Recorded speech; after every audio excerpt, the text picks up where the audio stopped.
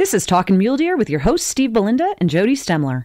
Talkin' Mule Deer takes you on a journey to learn more about the Mule Deer Foundation, mule deer and black-tailed deer biology and management, tips and tactics for hunting, conservation issues, and even features some of our corporate and celebrity partners. Now, let's start talking mule deer. Hey, this is Jody Stemler. And I'm Steve Belinda. Welcome back to Talkin' Mule Deer. So, Steve, we've had a crazy fall and didn't get a lot of podcasts done, but we're going to get back on track here in January 2021 and get some new and interesting guests. And I'd like to think that this episode kind of features that intention. Why don't you give us a little intro on who we've got on the phone today? Yeah, so we have a couple gentlemen on the phone with us. One of them is one of our own, Brian Fienhold from the Mule Deer Foundation. He's our Chief Operating Officer, and Brian's been with us for about 4 years and he's a jack of all trades for the organization, but he's been working to really help us promote ourselves better in print and all the other things we do. And the other gentleman we have on the phone is Mr. Chet Hervey with the Northwoods Collective, and MDF has recently signed an agreement with the Northwood Collective to start taking over the production of our magazine. And I'll let both Brian and Chet tell you more about, their roles in that. But, welcome, gentlemen. Thank you very much, Steve. It's great to be here. Jody, it's great to join you as well. Thanks, Brian. It's great having you on. And Chet, you came in while I was talking. I just wanted to make sure people knew who the voices were. Yeah, great to be here, guys. Looking forward to the conversation. So, all Brian, right. we're going to turn to you first. Give us a little bit of history of how the Northwoods Collective relationship came about and, how you think it's going to improve things.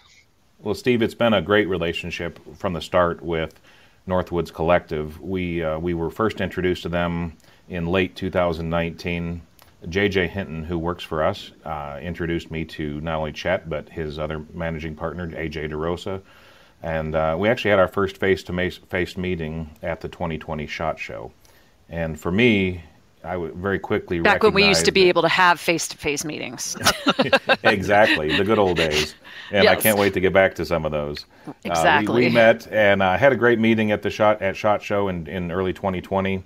And I immediately recognized the capabilities and vision that Northwoods brings to the table. We are constantly looking for partners to work with at MDF that will help us elevate our performance and drive greater mission accomplishment for the organization. And that's exactly what this relationship is doing. So that's a good introduction about how the NWC Mule Deer Foundation relationship got going. But Chet, give us a little bit of a background about Northwoods Collective and where you guys came from and your interest in conservation and the outdoors. Yeah, thank you. So Northwoods was formed as an agency back in 2017. AJ and I knew each other for a little bit longer before that, but we essentially began in the small game space. So upland, waterfowl, squirrel, coon hunting, you name it. So that was kind of our primary focus. We were doing a ton of work with the Rough Grouse Society and American Woodcock Society. So we had walked them through a kind of a brand refresh and website redesign, magazine redesign, creating a lot of content for them in terms of film content, editorial content for their website, and so on. And so we've been kind of heavily engaged in that in the upland space, also doing some collaborative stuff with Pheasants Forever, with Quail Forever, the Minnesota Sharp-tailed Grouse Society, the list goes on. We also did a lot of work with kind of the broader conservation community, like the Teddy Roosevelt Conservation Partnership and the Council to Advance Hunting and Shooting Sports and different state agencies, as well as NSSF. So, yeah, we've been active in this for a number of years now, and just through some nice serendipity, we got connected with Brian and MDF. And yeah, I remember our first meeting at SHOT. We're just talking through things, and Brian says, "Hey, do you know the guys who redid the RGS magazine?" I said, "Well, yeah, that was us." And so, "Oh, okay, let's talk." And so, hey, Brian, were you prepared for that? It was great to hear because I loved what they've done there, and they're doing great things with us. Well, that's so. My understanding is you guys are kind of a Midwest, though I think AJ lives in New Hampshire, right? And JJ Yes. came to us from Vista and Federal Premium. and he was in Minnesota originally. So that connection started there. He's also a big upland bird hunter, as am I. So I'm sure that level of connection is where that relationship started. Am I right? Yeah, absolutely. So we had worked with JJ while he was at Federal, just on PR side and hooking up and spending time hunting. He had come out and visited the plant down. I'm actually in Idaho. I'm up in the chimney. I'm up in the chimney of North Idaho. So JJ had come out. Nice place to be. Yeah, well, I love it. So the CCI plant is just about a half hour south of me, and he was out visiting that. And so we went out and grabbed beers, and shortly thereafter, he ended up taking a position at MDF, and yeah, the connection was kind of made that way. It's been great. So, Chet, you've worked with a lot of our partners.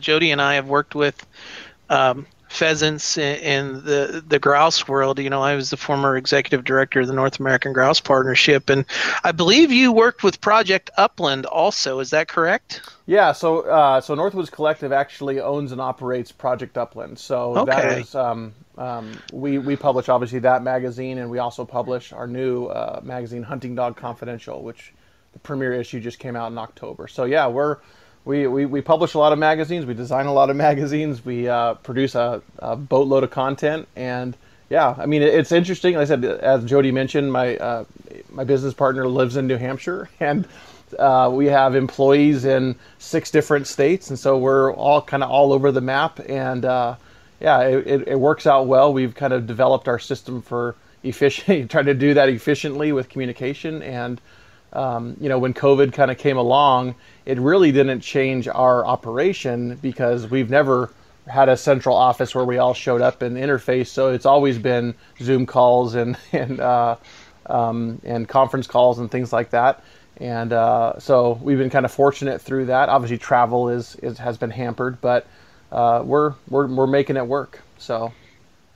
Yeah. Now, with an upland focus, which, again, I have a passion, and absolutely anybody who probably spends a little time on Instagram and Facebook and other social media areas probably has seen some of your incredible photography and videos and things. What about big game? What's your own personal connection with big game? And then, obviously, how you hope to kind of move into the work that you're doing here with MDF? Yeah, so personally, I have been mule deer hunting, and I've never been successful. So Brian and Jared Wire at MDF keep promising me that they're going to help me kill a trophy. I mean, I'm just saying it's on them more than it's on me. But we'll have to. Well, let me stop you there, Chet. I believe Jared will help you. Or about Brian. Yeah, so my neck of the woods where I live, it's whitetail country, so that's been predominantly my big game experience, and so I've put in for antelope tags and mule deer tags in different states and trying to build points and work towards something. So I'm excited when that opportunity comes along. As a company, we've done like I said, we've done work with QDMA, a deer hunting mentorship film back in Connecticut. 2 years ago, and so we've done stuff there. Again, AJ wrote a book called The Urban Deer Complex, which is about your urban deer hunting. Hunting deer outside of suburban Boston, right? So, so we do have a connection to the big game world. We're excited to get more, with MDF and me personally, and the connections I get to make now. And I said, Brian's going to take me on a hunt. He keeps telling me anyway. I got to find a good place for you, Chet. But I tell you, Jody and Steve, you don't have to be, and you picked up on this probably already, but you don't have to be around Chet or AJ or their team very long to realize their passion and their commitment to wildlife and wildlife conservation. And that, of course, manifests itself in everything from upland to waterfowl to big game and everything beyond. And so they're very committed to that, and they're great partners for us and our conservation focus. Well, and anybody who loves to grouse hunt here in the West knows that a lot of the conservation work that's going on for sage grouse, even sharptails in the breaky country, kind of in the grasslands, that is going to benefit our mule deer populations as well. So you guys know the areas where you're going to find mule deer and what conservation of those big open western spaces means for grouse as well as mule deer and a whole bunch of other species as well. So let's talk a little bit more about what your relationship is and what Northwoods Collective is going to be doing. But before we do that, we need to get one of our sponsor breaks in here. So we'll take a couple of seconds to take a break, and then we'll come back and hear a little bit more about the Northwoods and MDF collaboration. Weatherby is a proud supporter of Talk Mule Deer. For 3 generations and over 75 years, Weatherby has remained dedicated to excellence and innovation in producing quality rifles, shotguns, and ammunition. With 15 cartridges and unmatched ballistic superiority, know that nothing shoots flatter, hits harder, or is more accurate. Carry a Weatherby on your hunt of a lifetime and know that you can depend on it to get the job done. At Weatherby, we exist to do one thing: inspire the dreams of hunters and shooters. To learn more, visit weatherby.com. Before we went to listen to from our supporters, we were going to move into a little bit more detail about how the Northwoods Collective Mule Deer Foundation relationship got started and talk a little bit about our new magazine. So, Brian, why don't you just get us back up to speed, think a little bit about what happened after your meeting at SHOT Show and where things went, as things had to get kind of rejiggered a little bit due to COVID. So just coming out of SHOT Show, Jody, the MDF team was really excited and really ready to move forward and start exploring different options with Northwoods Collective. We put together, Chet and I put our heads down and really came up with a comprehensive brand refresh that covered every aspect of our content management, from what's done socially to eBlast to the magazine, the website, you name it. And that was really coming together very well. We were really excited about it. Both teams, Northwoods and MDF, were really ramping up to do some really great things. And then 2020 happened. And so we know what that did to organizations, and we really needed to put everything immediately on pause and address what was going on with the most pressing issues with MDF and make sure we could put some stable ground under our feet. And we did that. And then we were really able to take steps to refresh and prioritize what our top issues were, our top priorities were with regards to our brand and our content management, and sit down with Chet and his team. And really our first step's been this first quarter magazine, and we're so excited about that. As you mentioned, Jody, folks have received that over the last couple weeks ago, and we've received great feedback from that. So Chet, tell me a little bit about what your goals were in reevaluating how the Mule Deer Foundation magazine, MDF Magazine, was redesigned.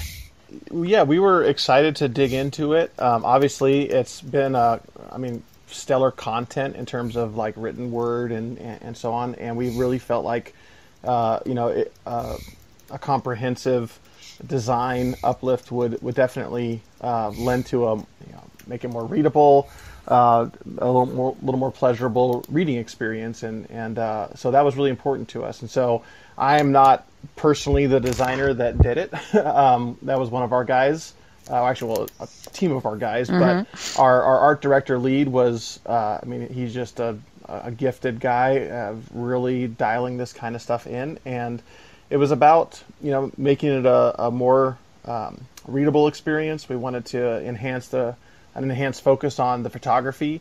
All the same great writers are the regular columnists that have been there for years now, but also kind of roping in some other ones, people like Andrew McKean in this latest issue. Sam Wells is a new one, at least to the MDF crowd, a phenomenal photographer and writer. And so we're looking to do more of that, and a move to do full page ads so that there's a little less intrusive to the layout and design, and you're not saying, okay, flip to page 135 to continue the article type thing. And so, going to a 2-column format for feature stories. So again, a lot of just like little things that not necessarily that people will be able to track exactly what it is, but it's like, wow, this is easier on the eyes. This is, it feels like it's more visually appealing, and it really accentuates, those kind of the epic covers that MDF is known for, really giving those in a little more modern design. So we're beyond pleased with it, and we're looking forward to continue to push the ball down the field with future issues here. So, Jody, you've been involved with the magazine for a long time, and you've been integral in this transition and working with Northwoods Collective and building this magazine. This whole effort, in my opinion, has been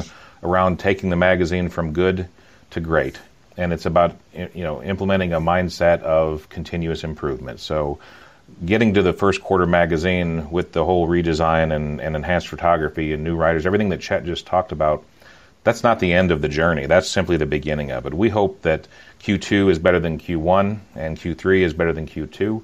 It's continuously improving and raising the bar and delivering great content in a very readable fashion to our members and making the magazine as great as it possibly can be, and just continuously focusing on that effort to improve.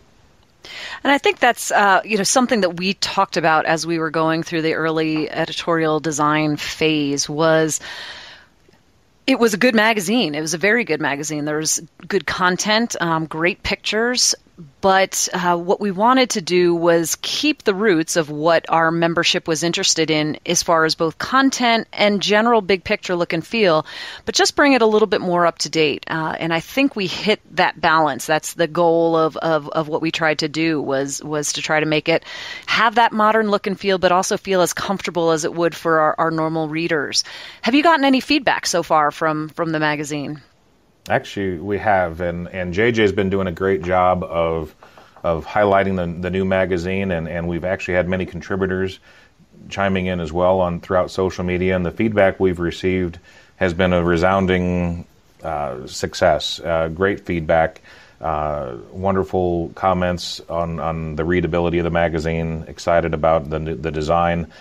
For me personally, what's most exciting, I love the new design, I love the great photography, elevated photography and whatnot, but being able to add, we've always enjoyed the great writers we've had, the Mark Kaisers, the Jim Heffelfingers, and folks like that, and Chef John McGannon, but we've now been able to add capacity. Each magazine, each issue is going to be 50% larger than what we used to do. So instead of 60-ish pages, we're now going to be 88 pages. That's allowed us to introduce writers that will maybe write for us maybe once a year, maybe every other year, periodically, and it allows us to introduce a more diverse set of writers that really bring an awful lot to the table and add a little spice to each issue. And so folks like Andrew McKeon, who everyone knows and is on our board, wonderful article. Sam Wells, great article on his hunt in western Kansas. And we're even introducing photo essays with each issue from each one of our ambassadors. So Sean Lucktel from Heartland Bowhunter had a great photo essay on a DIY mule deer hunt in North Dakota this year. The next issue, Jana Waller will be sharing a photo essay as well. And so we're going to continue that as well throughout the year and throughout each issue. And it's that diverse group of writers that we're bringing in on top of the folks that we've counted on for years and have done great work for us is really exciting for me. Well, one of the things I hope to see is that we use this issue to, in the work that we do in the conservation delivery business, Brian and Chet, is it seems like this format and the changes you've made are going to be a better platform for us to promote what we're doing with our habitat work. And I know there's an article with our state action coordinator, Jessie Shallow, and her role and what she's doing for us in Idaho. But, looking at the stewardship program, the BLM habitat program, some of our migration and winter range initiative work and everything else, it really, I think, lends itself to us being able to better let our MDF members and the public know the actual good that we're doing out there on the ground. And I'm pretty excited about that. Well, yeah, Steve, you're exactly right. You're exactly right, Steve. We've got some very passionate volunteers and supporters and folks that have been with us for years, and we're also seeing growing numbers of supporters and members. And the one request we get the most, whether it's with the magazine or at a banquet or any number of activities, is share with us more about how our time and effort and resources that we put towards MDF are really put to use. And so we've been focusing on that a lot over the past few years, and we share a lot more information at individual banquets and events that we have. We had a conservation booth at the 2020 Expo that was very popular and visited by literally thousands of people over the 4 days of the Western Hunting and Conservation Expo. And now you touched on the new magazine, Steve. We're going to have a regular article from your group updating folks on what's going on with the conservation program, and we'll, for the first time, have a full feature-length story in Q2 from your team, as you're well aware, of course. And I can't wait to see that, too. And that gives us, yet again, another platform to share with our very passionate, dynamic supporters, sponsors, members, volunteers, what MDF is doing and how we're putting to good use that time, effort, and resource that they put towards MDF that they're so passionate about. It gives them tangible information on exactly what's going on and stuff that they can take great pride in. Great. Chet, you were going to jump in there for a little bit. Do you have did you have some other thoughts on the conservation communications and other work that's going to go in the magazine? Yeah, I just wanted to say that this is a very similar situation that RGS when we walked with them through this process. That's the Rough Grouse Society. Yeah, I'm sorry. Yeah, the Rough Grouse Society. It was. They were engaged in so much incredible work, and there are two kind of I would say three main categories of communications that conservation organizations have. If they have a publication, it's that, their website and their social media. And then on top of that, MDF has a very active email, list and membership. Your guys' podcast here. So there's so many channels, and we're going, hey, how do we maximize these channels to celebrate and point out and make sure that the membership is aware, like, this is what my dollars are doing, and it's not just they're not just going to some black hole somewhere. So it's always exciting when there's a group that's, like, again, highly rated by, like, the charity navigator, like MDF, and you kind of go, okay, like, obviously we're being great stewards with the resources we have. Let's talk about it. Let's figure out ways to really highlight it. And so the magazine was just one more way to really elevate that. And so we're excited to be a part of something like that for sure. We need to go back and let our supporters give a little bit of message here. But when we come back, I want to talk a little bit more about the content in the issues and the fact that we've moved to a quarterly issue. So keep that guy in your focus there, and we'll be back after we hear from one of our supporters. The best hunting stories begin long before the harvest. They begin with the hard work of conservation groups like the Mule Deer Foundation, working tirelessly to protect our hunting traditions. As a proud partner of MDF, Vortex Optics is dedicated to improving your experience in the field by offering you rugged, innovative optics and apparel backed by our VIP warranty, our unlimited lifetime promise to take care of you whenever you need us. Together, let's ensure mule deer always have a place to roam. The best hunting stories are yet to be told. Learn more at vortexoptics.com. All right, before the break, I brought up something that may seem a little bit different for MDF members who've been around for a while. We've gotten used to having 6 issues of the magazine every other month, but we're going to be switching to a 4-issue a year, a quarterly magazine. Brian, tell us a little bit about why that decision was made and what the benefits of that will be for the reader and for the organization as well. So, Jody, at the end of the day, what our focus is in terms of the operations of the organization is to deliver the best value to our members and ultimately to improve the MDF mission accomplishment. Our work on the ground is really what drives the organization. It's how we're known to our members, our volunteers, our supporters. So our ultimate goal is to be as effective as we possibly can to deliver the greatest level of mission accomplishment each year. And over the past 5 years, that has grown significantly from what we used to do, and everyone takes great pride in that, but we also realize that that's just the start, and we want to continue to do that. So transitioning to a quarterly magazine really allowed us to do a couple of things. As I mentioned earlier, it allowed us to really grow the magazine. So each year with a quarterly magazine, we want our readers to get, and our members to get the same amount of content they're used to. Bumping the magazine from 60 pages to 88 pages will accomplish that. But I think more importantly what it accomplishes are 2 things. It allows us to introduce the new writers that we've talked about and add a greater diversity in stories and features and focus. And it also allows us to only have to print and ship 4 times a year rather than 6. There's a savings in that for the organization, and that savings goes directly into our mission accomplishment. It goes directly on the ground for the good work that we do, whether it's through stewardship programs, statewide projects, local area projects to chapters. It covers the full gamut. So that allows us to put that money that we save right back on the ground. That's a big deal because, it's not a cheap thing to produce a magazine of this nature, and particularly to move it into something that is a little bit higher end. And the cover, if people remember and noticed, that was the satin finish was a big deal and a change as well, the quality of the paper. So we're hoping, yes, you'll only get it 4 times a year, but we're hoping that the content that you'll be seeing and the quality of the magazine will continue to provide as much information as you wanted to do. Now, the important thing to note, too, though, is if you're not a member, you're not going to receive the magazine. And that's important because we actually have a lot of people who listen to our podcast and our social media and things who aren't actually members. So they may be wondering what all the fuss is about with the magazine. Tell us a little bit about how the magazine is one of our member benefits. It's one of the things we've heard from people saying it's one of the best benefits that they get. And then some of the opportunities you have for industry support through the new focus, through the new relationship with Northwoods, that'll be a benefit for members. Well, from a member benefit standpoint, Jody, we've really taken great strides over the last year to really showcase MDF as a great member value, not just with the magazine, which certainly has been uplifted with this new Q1 issue of 2021.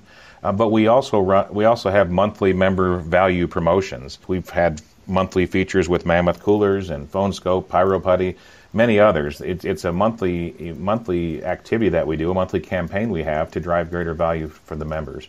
And so we want membership in the Mule Deer Foundation to not just be about the magazine or not just be singular in focus. We also want the magazine to really communicate what we're doing with the members' dollars and the members' support in terms of what we just talked about with conservation and stewardship and the money that goes onto the ground. So that's really been exciting to see all that come together. You mentioned industry support and whatnot, and that's been a great focus of ours as we've navigated this journey with Northwoods Collective. Working closely with Chet, we developed a media kit that for the first time ever it develops and delivers a compelling value proposition to potential sponsors. And we've had great reception to that media kit. We're off and running, I think, exceeding expectations for the first quarter with new sponsors. New sponsors such as Federal Ammunition, Weatherby, Vortex, St. James Sporting Properties, Zeiss, and the list goes on, and we want to continue to grow that. And so these organizations are seeing the value. They're seeing set deliverables that they'll receive from their partnership, their support level with the Mule Deer Foundation, and that's been so well received, and I really can't thank Chet enough. We worked together long and hard in developing that media kit, and it's paying dividends now. Chet, tell us a little bit about your role in helping with some of this new connection with industry. I know you guys, that was one of the great things that you were able to bring to the table was your existing relationships.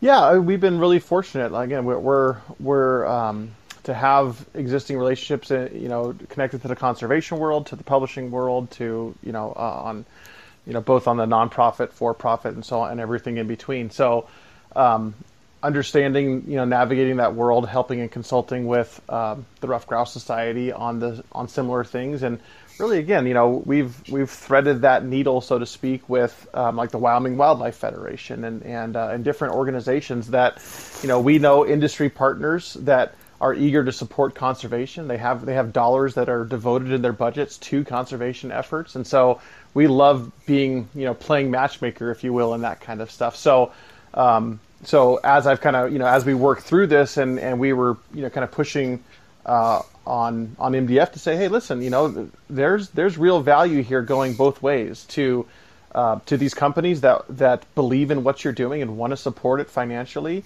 and also the return benefit to them in terms of being able to reach your membership and serve your membership, and to the members themselves with like all these promotions that Brian's talking about, all these deals and benefits that members get out of it. So the way I look at it, advertising is kind of sometimes just a bad word for people, right? Right. But you start realizing that when you start seeing value to the organization, the supporter and the member, and that could all be working together, I mean, that's the best case scenario in my mind. And so, Brian is just blowing me away. If he seems like he's constantly saying, "Oh yeah, hey, I just, Weatherby wants to do this, this, and this." I'm going, "Oh, good Lord," I can't hardly keep up with them, So it just shows you that there was kind of this pent up desire to get behind what MDF is doing.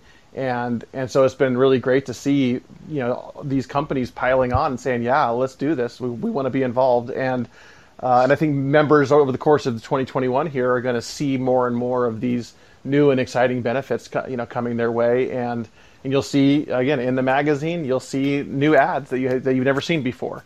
I think that's a win-win for all three parties involved here. Jody, Chet mentioned the high level of interest we're seeing in organizations wanting to partner with MDF in terms of their support. And what's been the most refreshing for me is to see that energy and that level of interest in support is coming from organizations that we've worked with for a very long time, as one might expect, but it's also coming from new organizations. And a great example, so Henry USA has signed on as a supporter of MDF, but we have partnered with Henry and done a great deal of business, and Henry's been such a fantastic supporter of ours for many, many years, and we certainly do appreciate that. And so it's great to have them on board as we move forward in this new environment of brand and promotion of MDF. On the other side of the spectrum, we've recently struck a relationship with Springfield Armory, brand new to MDF, in the very early days of a relationship there, and they're so eager and excited to be a part of the magazine, and you'll see them on the back cover of the Q2 magazine, and they'll be there for a while. And they have really stepped up their support of the Mule Deer Foundation as well. So we're seeing this support, a broad base of this support from folks we've done business with for years, decades maybe in some cases, and others who we're just starting out relationships with and that are off and running. And so it's been very exciting to see that. Now, guys, I'm going to put on my professorial hat here and ask you something that in a lot of leadership trainings, and if you remember your 7 habits of highly successful people, when you go into something, you have what success means in mind before you go into it. So after year 1 of a new magazine for the Mule Deer Foundation, how are we going to judge success? So, Steve, we need to hear from our supporters again. So I'm going to ask as we take a quick break, and that'll give you guys a chance to think through what you would like to say about where we go from here and what this opportunity presents. Talkin' Mule Deer is supported by Henry Repeating Arms. Having the means to protect yourself, your family, and your property is more important than ever.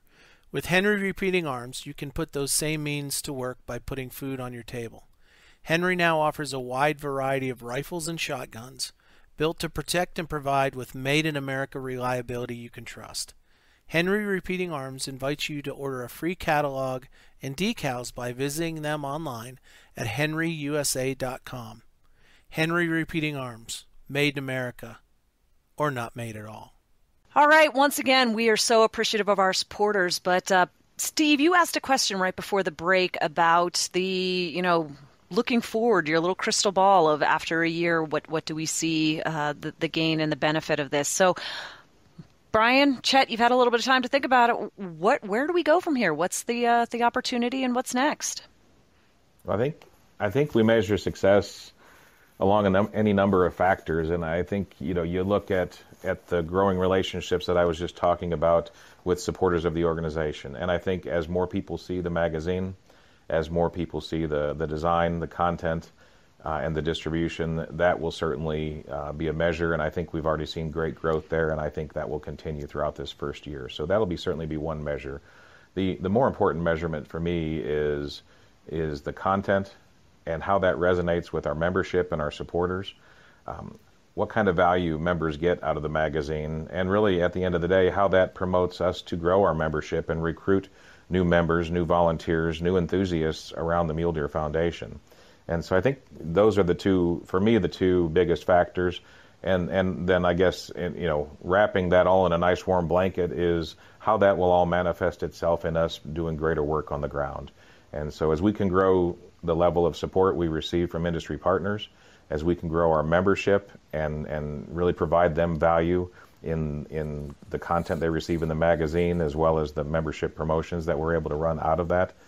As we can grow those, we can grow the work we do on the ground, and that's really what we're all in this for. So one of the things that we have talked about a little bit is the fact that we now have this opportunity for these feature stories. We have an opportunity. We have a chance. We know a number of our listeners and our folks in there might have that great story of a tremendous hunt that they were on, or an experience that they had with their family. They're open to submit to us. Is that correct, Chet? Do we have opportunity for should they think about if they were interested in submitting a story for the magazine? Oh, absolutely. I mean, again, we encourage both, obviously, reader and supporter feedback. We want to hear what you think about the stories. If you'd like to hear more, if there's a particular writer that you're like, man, that was fantastic, let's hear more from him or her. We want to absolutely hear that. If you have a story of your own, and whether it's a unique kind of habitat project that you've undertaken on your own personal property, or if it's some once-in-a-lifetime hunt that you've gone on and you just can't wait to talk about it, absolutely. I mean, there are open submissions. Again, we do have room for things, and we're excited about adding to our stable of writers, and so and photographers, contributors of all sorts. So, absolutely, we're the lines are open, so to speak. So, reach out through social media, through email, through coming onto the website. So, yeah, absolutely. Now, Brian, one other question I have is that I know initially you guys were intending to have more options and opportunities beyond just the magazine. We started with the magazine because that was something that we could all get our hands around under the circumstances this year. What other things are we anticipating that Northwoods is going to be involved in, or is that website reboot going to be happening in the near future? Well, that's I'm glad you asked, Jody, and I'm happy to let everyone that's listening in and everyone on this call in on what's, I guess, no longer going to be a secret, but that we've now positioned ourselves to move forward and begin at long last a complete makeover for the Mule Deer Foundation website, which you can visit at muledeer.org.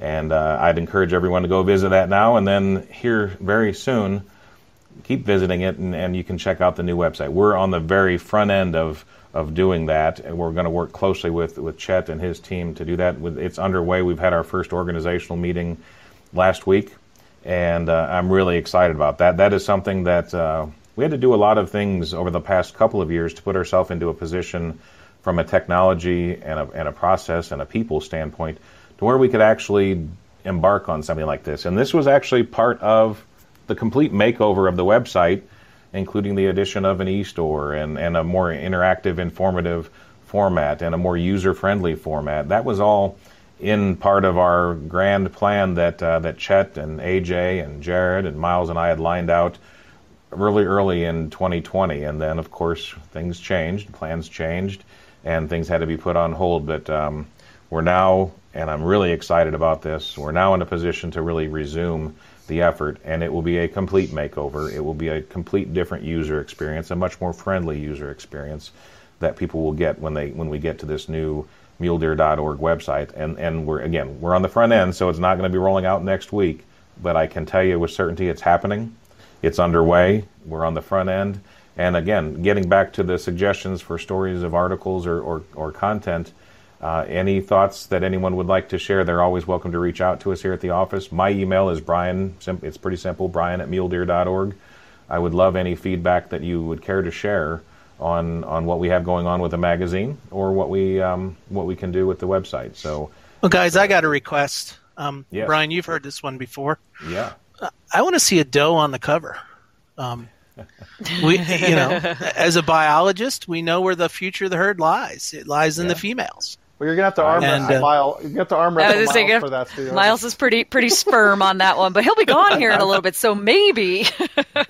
I've floated that idea in the past too, Steve. I like it, and but yeah, it's definitely something to look at. Well, how about a doe with a big buck behind her in an appropriate photograph?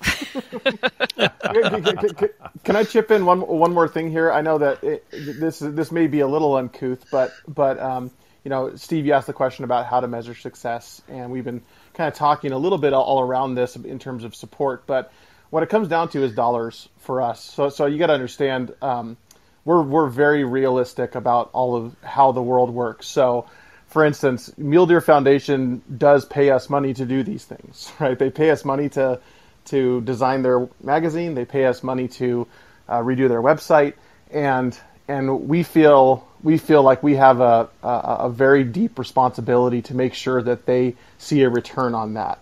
Not just a return that pays for that, but a return that positions the organization to have more money to do what they need to do, right? Like that. So we never want to be a leech or a drain on the resources of especially of a nonprofit, right? So we want to see a newly designed website engage more members, drive more membership. We want to see a newly designed magazine do the same thing, bring more supporter dollars from corporate sponsors and supporters. And in the end, that drives the entire mission on the ground to greater heights. And so, those are the things we're looking at too. We're not just here with an open palm asking MDF to fill it, right? We want to, be strategic about it and consult with MDF about it, saying, hey, where's a good way to spend money that you're going to see a return on it? And we've been incredibly fortunate, over the last 3-4 months now, that we're already ahead of the game, so to speak, as far as that goes. And so we're excited. We're excited about the new opportunities and what that means for again, speaking frankly, the bottom line of the organization, that they're in a better position financially to accomplish what they have to do on account of the work that we're doing for them. And it's a net positive instead of just us taking from the organization. Thank you for mentioning that. And I can tell you firsthand that I can look anyone square in the face and say that in working with Chet and AJ and their team at Northwoods, that they do have the best interest of MDF in mind. There is a continuous focus on if we're going to do an activity, if we're going to embark on a new venture within the Northwoods Collective, Mule Deer Foundation relationship, it's going to be done in a way that will add value and will allow us to accomplish greater mission work, greater work on the ground, greater habitat work. And then that is a relentless focus from Northwoods, and so it pairs well because it's a pretty relentless focus here at MDF too, and that's why this is a good partnership. Well, I think you guys both gave a great summary right there, and I think the takeaway message is if you're not a member, if you're not, or if you know people who aren't, here's a great opportunity to get on board and join MDF as we kind of see growth and change in the organization moving forward. We need to wrap up here. Does anybody have any closing thoughts? Brian, Chet, do you want to add to anything? I think you guys covered a lot of great information here today. Oh, no, again, I just we feel incredibly fortunate that MDF has entrusted some of this stuff to us, and we believe in what they're doing. And again, we're very, very optimistic about the future of MDF and seeing the mission grow and be accomplished. And the small little role that we play on kind of the more visible side of that, that pales in comparison to what the biologists and the RDs and the members on the ground are doing in terms of actually getting things done. And we understand and appreciate that, and we're just grateful for the ability to highlight some of that. Thank you, Chet. And I would just say, first off, Jody and Steve, thank you for hosting us. This is not an easy job, and you guys do a wonderful job a few times a month putting out these podcasts, and they're so informative for me and for our membership and our supporters. Thank you for that, Chet. Thank you and your team at Northwoods Collective for what you're doing for MDF. And then lastly, I would just like to thank our members and our supporters, anyone listening in. We greatly appreciate you, and we encourage you to really keep an eye on us. Check out this new magazine. Check out the upcoming website refresh. I think you're going to find it very dynamic, very engaging, very informative. But we also want to hear back on not only things that we're doing well, that's great, but let us know where we can improve. And also, lastly, help us grow the number of members we have. Mule Deer Foundation does great work, and it does great work because we have great volunteers and great supporters. And so help us grow that herd, if you will. And thank you again for being the best part of what the Mule Deer Foundation stands for. Brian. Yeah, thank you, Brian and Chet. I just add, it takes a village to get this work done. Just don't ask who the idiot is, because sometimes you got to look in the mirror. But speak for yourself. Well, we do have, to our listeners, we do have a multitude of ways, as Brian mentioned, for feedback. You can also send us an email at our podcast email, which is podcasts@muledeer.org. Also on our social media pages. But we appreciate having you two gentlemen in telling us about the new and exciting things about how our magazine and website and promotion is going to be taken to the next level. And, we're excited about it. I'm excited about having an excellent platform to promote the conservation work that we do. Yeah, no doubt. This is a great opportunity for all of us, and hopefully you all as our listeners and as our supporters will see the new face and continue to get on the train with us as we move to work for the conservation of mule deer and black-tailed deer and their habitats. So until next time, this is Jody Stemler. And I'm Steve Belinda, and thank you for Talking Mule Deer. Thanks for Talking Mule Deer with Steve Belinda and Jody Stemler. The Mule Deer Foundation is the only conservation group in North America dedicated to restoring, improving, and protecting mule deer and black-tailed deer and their habitat. MDF is a strong voice for hunters in access, wildlife management, and conservation policy issues. To find out more, visit www.muledeer.org and stay tuned for the next episode of Talkin' Mule Deer.